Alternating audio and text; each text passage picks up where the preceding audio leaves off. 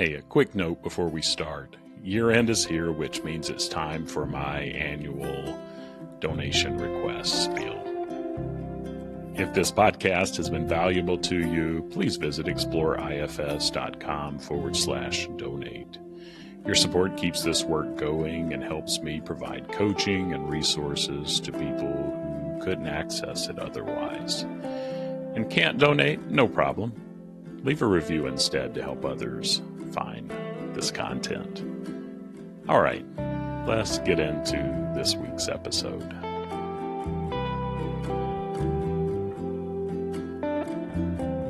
Welcome back to IFS Meditations and Insights. I'm Tim Fortescue, your guide on this journey toward wholeness through the lens of internal family systems. Together, we're creating a sacred space to explore, accept, and love all parts of ourselves.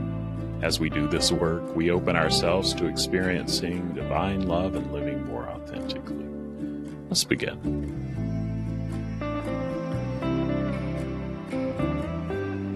Today in this special episode, I'm joined by Jason Shiers, a psychotherapist, transformative coach, and deep thinker whose work bridges healing and awakening. For more than 25 years, Jason has walked alongside people navigating trauma, addiction, and recovery, bringing both professional skill and lived experience to the conversation. He's the author of a new book that we'll discuss that explores how the path of recovery and awakening are not separate, but part of the same unfolding. In our conversation today, we'll dive into some of the themes from his book, exploring how the wisdom of non-duality and the compassion of internal family systems can come together, revealing that even our most protective or painful parts are expressions of something sacred and whole. So let's get to the conversation with Jason Shiers. Well, Jason, so grateful to just have some time and to connect with you. It's a good sign when I notice that, wow, if he doesn't show up, which I had no indication that you wouldn't, but parts of me would have been disappointed. And so that's a good thing. And so I'm excited to get to know you a little bit. And so, yeah, we're just going to have a conversation. And why don't you share just a little more about you? And for folks who are listening, Jason, I got an email. We connected. We don't know each other much more beyond that. And so really just genuinely excited to get to know you along with lots of other people. So yeah, just tell us more about you as a way of introduction. Yeah. I'm in the northwest of the UK, and I never know how much or how little to share. I have a love-hate relationship with titles. I like to say I'm just a human being on the journey. But it seems sometimes if I say I'm a psychotherapist and I'm a coach that people listen more. And I think that's our social conditioning. But yeah, I am just a human being on the journey of life. And I've been through what you might call a lot of adversity in my early life, a lot of struggle, a lot of darkness. I was thrown through the mental health system, should we say, as a young child into being medicated for depression when I was just 10 years old. And that led to many years of escapism, addictions, and psychiatric sectioning, hospitalization, chaos, diagnosis, and it really ignited my fire for hatred of the psychiatric system, really, And I guess, I got clean from drugs when I was 23 through the 12 steps, which was 31 years ago. So I'm clean, abstinent that long, sober that long. But my addiction just carried on in a different shape and form, and the psychiatric stuff carried on in different forms. I became a psychotherapist and I became a coach and I did all sorts of stuff like the Hoffman process, the Landmark Forum, Tony Robbins, silent meditations, trying to find myself, so to speak. In the process of becoming a psychotherapist and getting multiple modalities of qualification, I've got a long list of psychotherapy qualifications and credentials, which I don't use at all really in my work today because I think they're pretty useless, really. But it was great to do them because I thought, it's definitely not this. There's no answers here, after 4 years of doing an advanced transactional analysis course, and getting qualifications, I thought, I don't feel any better than I did at the start, really. There's still a lot of darkness. There's still secret addictions. And I don't think I understand myself any better than I did at the start. How come I still behave in these ways? And all that stuff eventually led me to spiritual awakening. It led me to that. It wasn't so much dark night of the soul. It was more like a, dark life, I called it spinning plates. I was always spinning the health, wealth and relationships plates, desperately trying to find respite from myself in external things. And I had the realization that life was happening inside of me, not outside of me, that there was nothing I could do outside of me to help me find peace inside of me. And I was fabricating the story using my own mind on a daily basis of all these things that had happened that I was a victim of, this hard life. And I was suffering on behalf of this separate self that was really just an experience of my own thoughts and perception, and I realized that I was the observer of this experience happening inside of me daily that I was suffering on behalf of, to the point where it just opened up a small gap into the realization that my suffering is not anything to do with the past. It's to do with my relationship with myself and my noticing and seeing of who I am beyond the pathology, beyond all the years of psychiatric diagnosis. And that really transformed my practice. It's how I found IFS. It's how I got into non-duality. It's how I moved towards things that really helped me discover who I was by looking at my internal makeup, my internal world, versus trying to find ways to patch up my behavior on the outside, or trying to stop having toxic relationships, or trying to, change my behavior towards people that I didn't like. All these things that I was focused on before that I thought were somehow the problem, realization that they were only the symptom. And in all that, I wrote a book. I know we're not on video, but that's my book. And for folks who are listening, you can catch this on my YouTube channel if there are visuals that you hear about, and I'll put that in the notes. But yes, tell us more. Yeah, that's my book. The subtitle is The Intelligence of Addiction. It's really like a seeing of if you speak IFS language, you'll know that there's no bad parts, and after years of condemnation of parts of myself, of hatred, of desperate to change, I realized that all of it was intelligence playing out, that there was parts of me that were fragmented, if you want, like shut down, suppressed, repressed, hidden, fearful, terrorized, desperately wanting to be loved, and so on. And that journey to myself that I went on over these last 10 years, I guess, in IFS, in non-duality, in somatic experiencing, in all those ways, sort of seeing the intelligence of all those parts playing out, really, and seeing that there's nothing ever wrong, there's just an internal experience happening. And the book is really, it's about my journey, but it's really about my own process that I've created of working with people, seeing things through the lens of intelligence, that nothing is ever faulty, nothing is ever wrong, nothing is ever broken, really, there is just a misunderstanding. The world of pathology is created through man's desperate attempt to find problem and solution. And actually, it's what I call iatrogenic. It sets out to solve something, but actually creates the illusion of a problem, a broken self, that needs a therapist or a psychiatrist or a doctor to fix it, which is not true at all. In fact, it can't be resolved that way. Nothing can be resolved that way. And it can only perpetuate the illusion of brokenness and further perpetuate the suffering, in that relationship. So, yeah, that's how I got here in a short way. I mean, there's a lot more to it than that, but that's how I got here. Yeah, well, I resonate with so much of that. And, well, first of all, the titles and the non-pathologizing. And I had someone ask me the other night, like, what do you do for a living? And I struggle with those titles. And I said, coach, but man, there's so much with coaching, and I'm not a therapist. I'm so grateful to be trained in IFS, and this modality has changed my career and my world. But I told the guy, coach, therapist, just to keep it simple, but parts of me, like, who am I? And I love just the freedom of, the labels. I mean, we're conditioned around labels, and sometimes they're important and they're helpful. Sometimes they're not. But the labels, the non-duality, spirituality, your journey. Could you tell me, and you can ask me anything too. I guess I am the interviewer here, but you can ask me anything and we can have a conversation. But non-duality, just a little more about what that is. And it was in your sharing, it was there, but to someone who may be saying, what is that? And just curious if you get a little more insight there. Yeah. As I see it, non-duality is a concept like any other. However, it's probably people find non-duality who've been seekers for a long time, like seekers into something bigger than themselves, seekers into who they are, seekers into what is the meaning of life. If those questions are important for you, then non-duality is perhaps, a worthwhile place to be curious. And it is a spiritual concept where we get to investigate our role, our perceived role here, as a human being and who we are.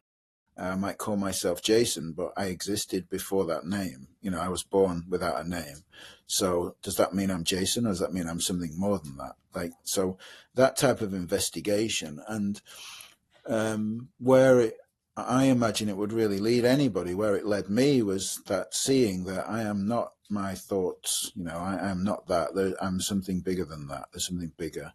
I am the awareness of all, and I don't ever ask anyone to believe that, but upon investigation, that's the conclusion that you can come to and see for yourself. So it's really a spiritual concept with the experiential journey. If you're willing to look, you're willing to question your own experience, you're willing to question, who am I? And look, really look, well, am I this feeling that I'm saying I am? Am I this name? Am I this age? Am I this role, this job title? No, I'm not that. Are those things essential to me? No. Did I exist before them? Yes. Okay, so that's my investigation to my realization. You have to do that yourself. I would never try and convince anyone that that's the truth, but upon investigation, I see that you will come to that conclusion for yourself. So it's a spiritual concept. What I think is a big misunderstanding in non-duality is transcendence. I think there's a belief in transcendence, that if I could just understand this concept well enough, that I would no longer be human, that I could do some sort of Jedi mind trick to evade my physical and somatic experience of being a human being. And I think that's a misunderstanding in the concept, that people, especially people that have suffered and experienced a vast amount of darkness in their human experience, really hope for.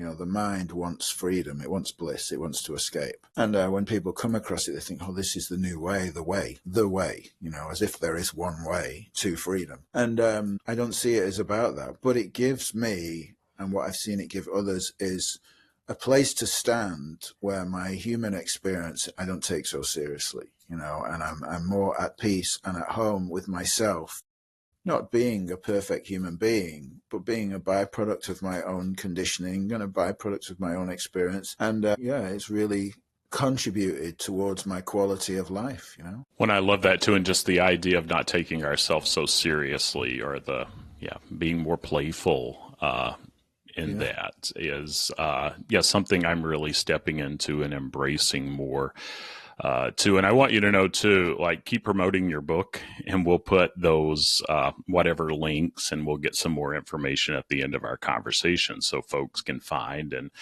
check that out more.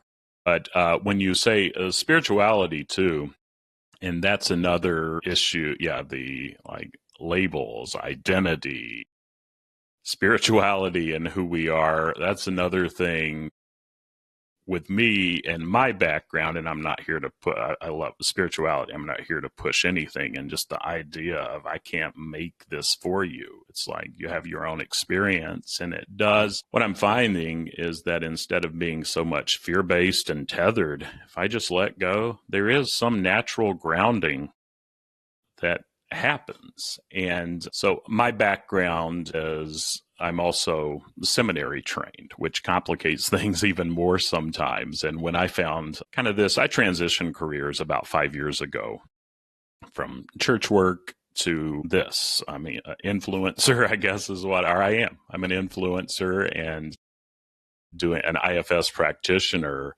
but I was close to leaving my faith, which I'm Christian, but Universalist too. Talk about non-duality, and some people just get really confused with that. And when they find me, it's like, who is this guy? And I have parts that say, yeah, who is this guy? But tell me, I'd love to hear more of your journey. I'm throwing a lot out there, and ask me questions for clarifications if you need to. But Yeah. just no labels, no pathology, freedom, but a grounding that happens in a beautiful way and just finding who I am. And so I'd love to hear more about spirituality. That's a buzzword now. Yeah. And how that has played out for you. And then as I throw all this out to you, kind of how does that land? What does it stimulate there? Yeah. Well, I can talk the spiritual language. My book was actually endorsed by Rupert Spira. I put his little comment for me on the back cover. And so I can kind of talk to people who are real spiritual seekers and understand the language of awareness. But the book is not written that way. I use very simple language. Because I remember when I did a podcast with Rupert a few years back, we talked about this kind of spectrum of experience. And he said that he gets people right at the end of their journey, when they're ready to hear about spirituality.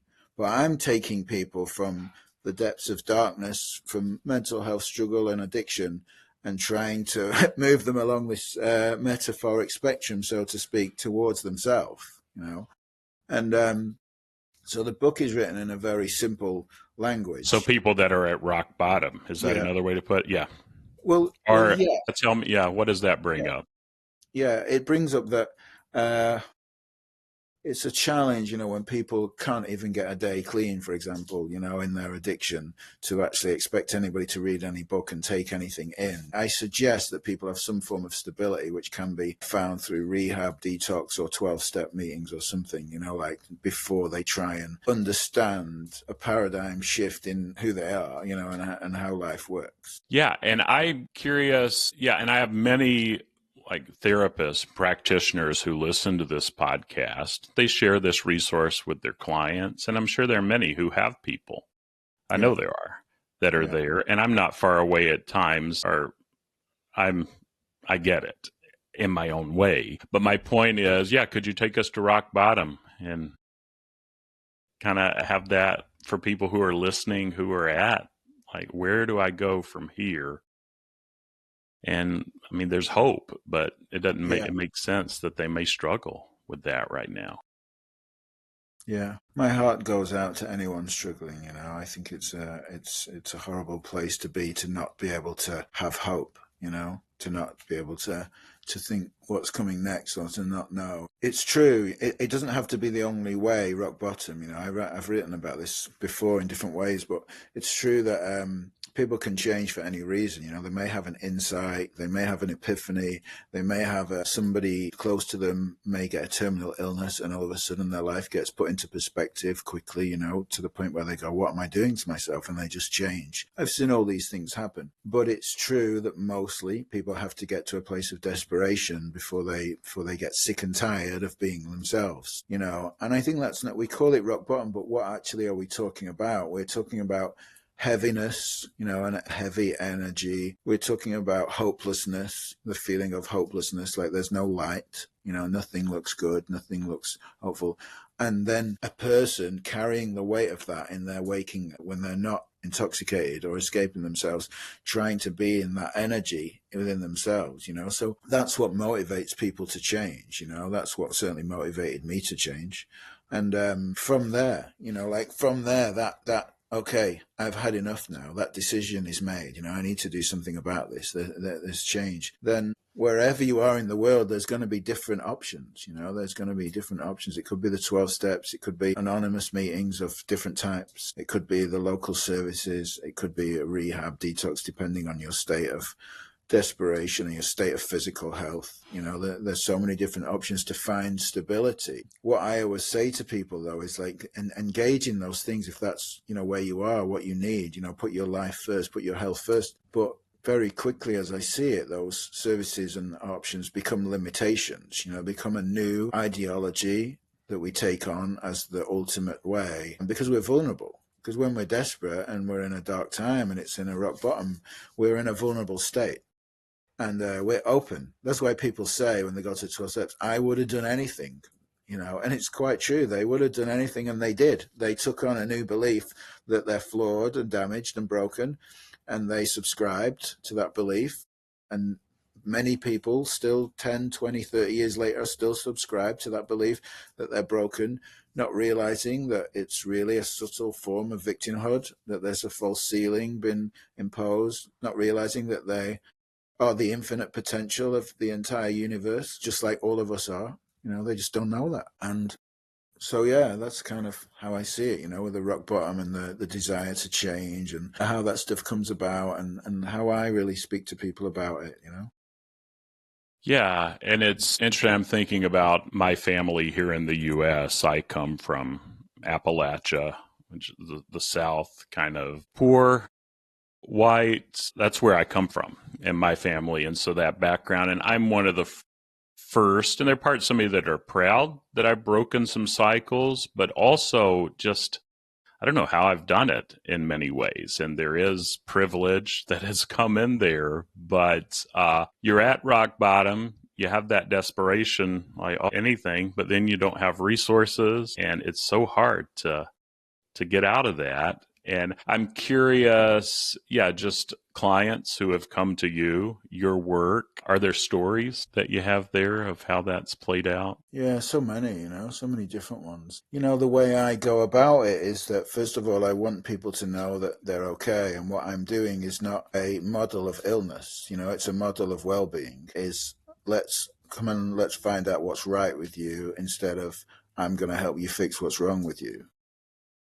And people will often say to me, you're the first person that's ever said that to me, like when I explain nervous system adaptation and when I explain reaching for something outside of yourself when your internal experience is of overwhelm makes perfect sense. It's a biological response to an internal, level of adversity that's going on. People are like, oh, wow, like they start to try and find out more things, what's right with them. Oh, that's interesting. It's kind of like, and quite often they've been through a system that's pathologized them, given them labels, diagnosis, and so on and stuff like that. Sometimes they're invested in that, and it takes me a while of kind of helping them see, like experientially helping them see, not telling them. I'm not giving them information, holding space and moving them through transformation through an experiential seeing into who they are and how their mind operates, like they've got a belief in pathology. Where did it come from? A professional. Where did the professional get it from? Where did it originate? Like what's the source of that? Okay, well, it came from the DSM. Where did the DSM come from? Like, have you read a book about how people sat around debating, like out of I could qualify for 6 out of 9, no 7 out of 9, or how is it 3 months? Is it 6 months? How do we measure the intensity? If you've read the books about that, then you'll see that just like all of us, we all have the same source of wisdom. We have an open path to for insight to pass through us. And that's what they created in that moment. But you, my client, in this moment, are no different to those people. You can have a source of insight coming through you as to what's right for you right now, and helping people see and trust in their body, like my body feels like a no to this, it's closing. I feel it, or it's a yes to this. I feel it expanding, and opening. All these things are part of the work, the mind and the body. The meeting of non-duality and trauma is how I would explain it to a therapist or a professional who understood those terms. We're working at that meeting point. And my IFS therapy that I do is non-dual IFS. Not that I do, but I show up for myself as a client. I do with a therapist who practices non-dual IFS, which is a mixture of both that really understands the spiritual and the concept of IFS merged together. I'm with the trauma that you had mentioned, and maybe this is for practitioners who are listening, or with me. I was in my own therapy session this week, and I mean, I coach, I do this with clients all the time, but I hate being the client, and I go inside. Yeah, and sometimes nothing, like that numbing, that dissociation. Can you speak some insight to that? So when that non-duality meets. Mm. You said it meets what? Well, it's what I call my work is really the meeting of non-duality and trauma. So it's really Yes, is that understanding of our of it. So by that I mean there's a truth of the absolute, the non-duality stuff, and there's a truth of the relative, which you might sort of work through in IFS, the parts, the relative body, the somatic system, the conditioned nervous system, the protector parts, the exile parts, and so on. They're all relatively true to you as a physical human being in your biology. But that doesn't negate the fact that absolutely we are just pure awareness I'm pure awareness having an experience of being Jason that I'm creating in my mind, as an illusion that's happening. Both are true, like both and, yes, there's an absolute, and yes, there's a relative. So the understanding of that lets me hold that investigation of the somatic much more lightly because I'm more willing, and not that takes away from the numbness, the biological reaction and so on. I call numbness something rather than nothing, it's like, because that is also a shut down state, right? And maybe a functional freeze state or something that's playing out. But people have less tendency with that awareness of who they are and the reality of the absolute, the truth of the absolute, to escape, for sure. And I even had someone this week met with me, and because the somatics, that's another thing that people are curious about, and that the nothing is something. And Yeah. that's what I found with my own work when I go inside. Let's just be with that. Is it okay for the nothing, the nam, and the idea that that is something? And I know sometimes too when I love that phrase, the non-duality meeting the trauma, and just pausing though. But yeah, my body, focus on my body. Like what about me? Like I'm worthless. It can go bad. Not bad. It can keep going. That idea of worthlessness, and we're something. We're whole. We were Mm. made whole. We're not these wounds that we carry. There's so much hope in that, but making that connection to the body. Like, what if you I know my body just softens, my system softens why don't you just be with that sensation? Nothing else. And there's hope in that, but it's so hard to do because we're not conditioned. Yeah, like if you look through the polyvagal lens, don't know if you're familiar with polyvagal, but if you look through the polyvagal study material, like in the term neuroception, relates to the experience of the physical and somatic interpretation of life, like the perception of life through the five senses. Stephen Porges claims that up to 80% of experience is perceived through the nervous system before the mind.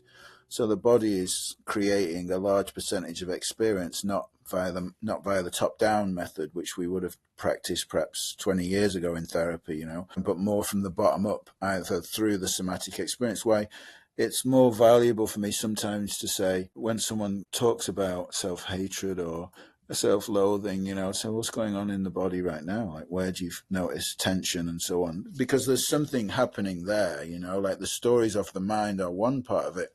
But actually, for me, they're quite often just an indicator that there's something going on that's been suppressed and is playing out on a nervous system level. So you reminded me of a point that I wanted to make. The reason I talk about the pinnacle of nervous system and somatic work and non-duality is because without an understanding of non-duality, people come to trauma work, and what they do is they unknowingly adopt a new label, a new post-it note, trauma survivor. They go, yep, that's right. You're right. You've got it. That's because of my childhood. That's because my father was never there. It's because my mother did this to me. But they don't know that they're doing this because they haven't understood the depth of our creation as a human being. They don't know that they're actually innocently adopting a new pathology, and it's a subtle form of victimhood again that they go away with and stick this post-it note on themselves. When they have an understanding of non-duality, of how that works, how it all operates, they're more likely to say, I use those words so you and other people can understand me. I might say, I'm having a sensation, energy is moving in my body. this is happening, there's a tightness, there's a contraction, and so on, I'm less likely to attribute that to a story about my childhood with a I might talk about those things, because it helps me get in touch with stuff. But there's a raw awareness of the truth of what's happening without the concepts layered over the top of it that contribute towards the pathologizing story that we go away with, And that's why I like the mixture of kind of the non-dual and the trauma work together, because it frees people to a greater degree, as I've seen it, than just going into just spirituality does not work with the somatic, doesn't free people from that. And just trauma work leaves people with a belief in a fault in themselves, Yeah. And when you had mentioned the idea of, I'm just noticing this energy inside that is going to, it reminded me too, I was in some learning venue a couple months ago. And I'm curious, what do you think about feelings and the labels we put on them rather than just, because it's so comforting. I have my feeling wheel that I try to ignore sometimes, but it's so much more freeing for me. I'm activated, or there's a numbness, which is a feeling, I guess, but a very confusing one. But just the idea, no, I can feel this sensation in my body. There's a softening in my system too there than saying, what am I feeling? Yeah. And I'm curious, your research and studies, what do you think about feelings? Yeah. I mean, there's a lot, I think Gabor Mate talks a lot about the difference between emotion and perception. It's kind of like there's a lot of perception that people will come to me and they'll say, I feel like they did this, or I feel like this happened. And I'll go, well, what feeling is that? Like, where do you feel it? I'm always asking that question, like, where do you feel that? And quite often when people come to me, they will be like, it's here in the head, like everything's in the head, because it's just a thought they're referring to, not a feeling. As you probably know, mostly people are numb. They've numbed out as an intelligent response to the amount of internal discomfort that they have. And at the start of the work with anybody new to this, quite often your work as a therapist is helping them reconnect to their body and sort of become aware of and sort of see what's really happening inside of them. Like I call it going towards yourself. We're gonna learn to go towards yourself. And like you said, at first it'll be, well, nothing. There's nothing there. I don't feel anything. There isn't anything, and it's like getting people, is it okay for nothing to be there? Like, can we stay with nothing for a while, see if anything comes. Maybe you can even welcome nothing, welcome it, see if it's, and do you secretly dislike nothing? You just don't, you want to get rid of it, don't you? Just to see what's going on inside the system of somebody. So to answer your point, I have a lot of feelings myself. I'm very sensitive, very connected to what I call waves of emotional waves, like intense physical, somatic sensations, that bring tears, that bring anger, that bring moments of awe and wonder and beauty to my life, and I don't think anyone can really fully tell you what they are and so on and stuff like that. People have got their theories, and I don't find it that important, that much of a need. There's an experience and we try and put a label on it. That's it. It's just an energy moving, and I think that's, for me, let people say whatever they want to say about it. I'm having this thing move. How does it feel? Like, describe it to me more than give it a name. Yeah. And as you were thinking, or as you were sharing too, I mean, that in the IFS model, how do you feel toward? Something we're asking all the time, but it's more, is there an open-heartedness, a closed-heartedness, or is there a curiosity or not? Yeah, it can be those, how do you feel toward is a pivotal question. But it's okay just to, how do you feel toward, I hate the numbness. Well, that part's welcome too. And that other one that's saying this, they're all a part of the team, but things are different now. And that's the hope. Yeah, there's hope in that. And I always have like hope. I say to my clients often, you don't hear me speak in absolutes, but when they say they're worthless, it makes sense that that's there, but it's not who you are. Yeah. And maybe you don't believe that now, but you're a beautiful human being. Yeah, you're a human being, but there's hope, and it's true.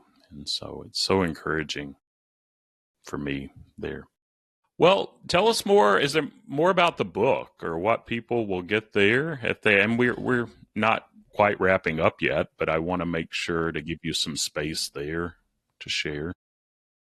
Yeah, the book is like my journey through this last 10 years. It talks about my prior life, but just in a chapter. But really, the work that I do with people now and how it developed, how I developed this model of well-being, to work with people because of my own journey through this stuff, because of my awakening experience and then my journey into somatics. And really, sort of, when I found spirituality, I thought that like this was it, this was the panacea, as you said, the nirvana of kind of like all experience. This is the answer I've been looking for my whole life. I am now home. That's it. There's nothing else for me. This is all I need. And then I met a woman, as we do as men, if that's the way you're inclined. You may have met a man, but like I met a woman who I fell in love with.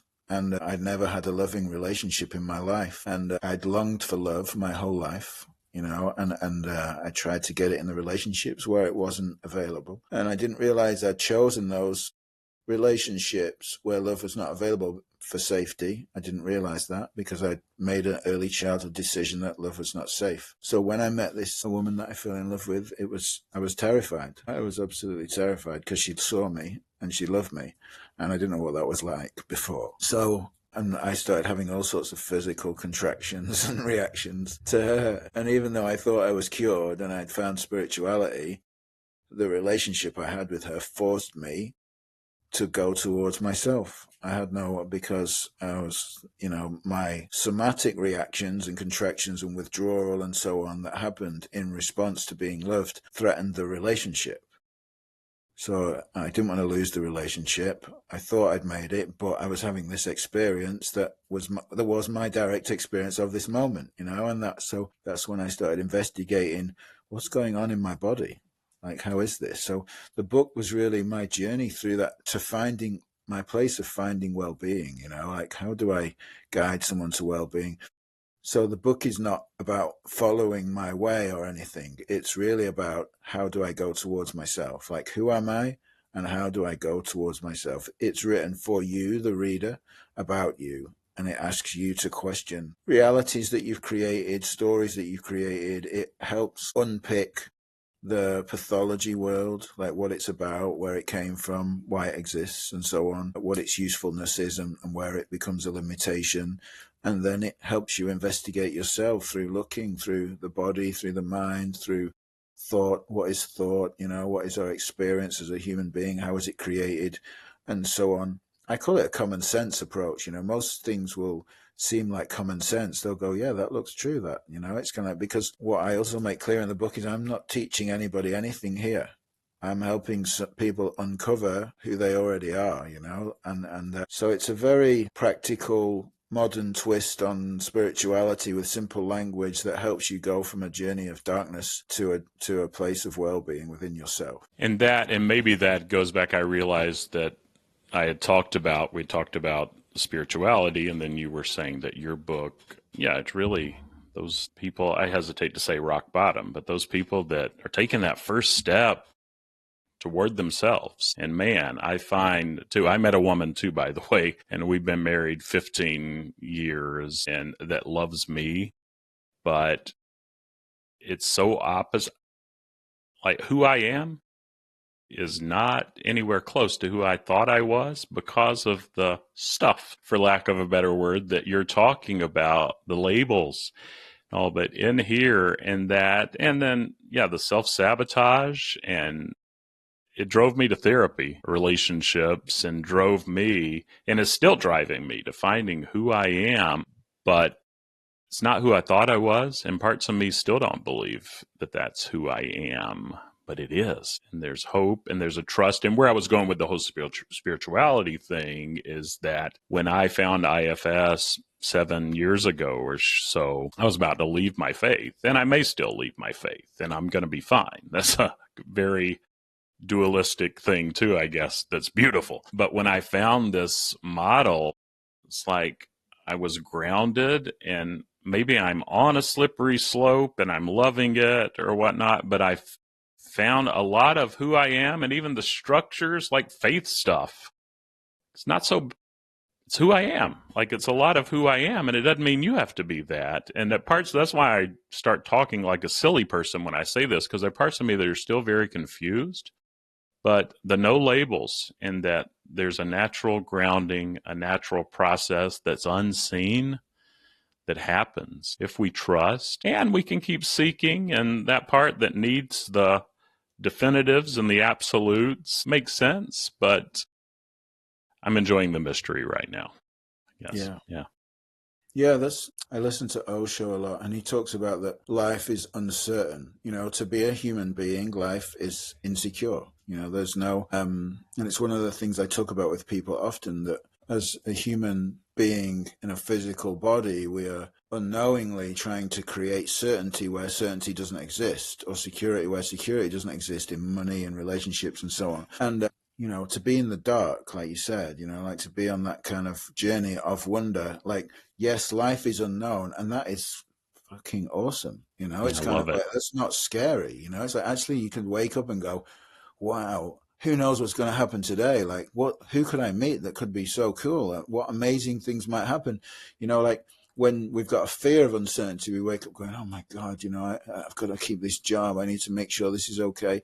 Everything looks dark and desperate, about the uncertainty. But when you understand that is how it is, and only the mind creates the illusion of certainty as an attempt to secure this separate self that doesn't even exist in a reality that's created in my own mind, it's like, it seems crazy, Really? Yeah. Well, Jason, where do people find more? And I'll link all this in the show notes, but yeah, how can they find your book and more about you? My book will be on Amazon, wherever you are, Infinite Recovery Project, or website infiniterecoveryproject.com. You get a link from there. That's the best place to find me. Okay. What else did I miss, or as we begin to wrap up here? I mean, I know your podcast about IFS, and like, one reason I never became an IFS practitioner was because I have a bit of a bugbear with concepts, and I think IFS, I call it like I would say it's my seeing is that it's like the Ferrari of therapies. I really think it is the best. But if you give the keys of a Ferrari to a 5-year-old, there's a lot of, damage could happen. So it's not IFS that's great, it's like it's the use of it, like the tool of it. And the reason I do therapy with somebody who does non-dual IFS, because that part of it is essential to me, to know the bigger picture versus just the relative reality. So the reason I never did IFS training was because, one, I don't need to, but two is that, like, I've been indoctrinated into concepts, into 12 steps, into other spiritual ideals over my journey to come to this place. Yeah, they did their job in the end. I came to the realization that no one is more spiritual than me. No one is more spiritual than you. It's like we're all equally spiritual, and no concept is the way. So no understanding holds all answers. And so I get a little bit, when somebody starts going on about how amazing IFS is, it's the only way, it's the best way, it's the way, blah, blah, blah. I'm just like, I just switch off to that. And that's why I never did it, because I don't want to be attached to any particular concept. I want to be part of people's journey and help them see that they are it. You are it. I am it. Everyone is it. It's inside of you, and that's the only thing that came to mind to mention. That's the only reason. I do think IFS is amazing in the right hands, For sure, and it's just a tool, and I think we don't talk about it enough in the IFS community too. But it's that self, which is the transcend, like what we're talking about, and it's just that non-duality and who we are, and we keep turning inward. However, that is happening, is where the healing is happening, and it's a beautiful thing, for sure. Yeah, absolutely. Well, thank you, Jason. Yeah, I look forward to checking out your book. And so, has it been released yet? Yeah, it was released. So it's on there. Yeah, it's on there. Okay. Yeah. It's on there. Well, yeah, check out the book. Tell me the title one more time, because I'm going to get it. I haven't read. I should probably do more prep before I do these things, but I do a little AI research, and I want to read the book. I'm intrigued, and I hope others are too. Tell me the title again. Infinite Recovery Project.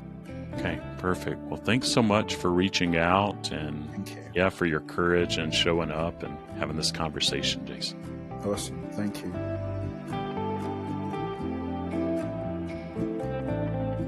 That wraps up another episode of IFS Meditations and Insights. If you found value in today's session, please follow, subscribe, and share with others who might benefit. Your positive review helps more people discover this healing work. For more IFS meditations and resources, and to join the faithfully growing community, visit exploreifs.com. Until next time, be gentle with yourself.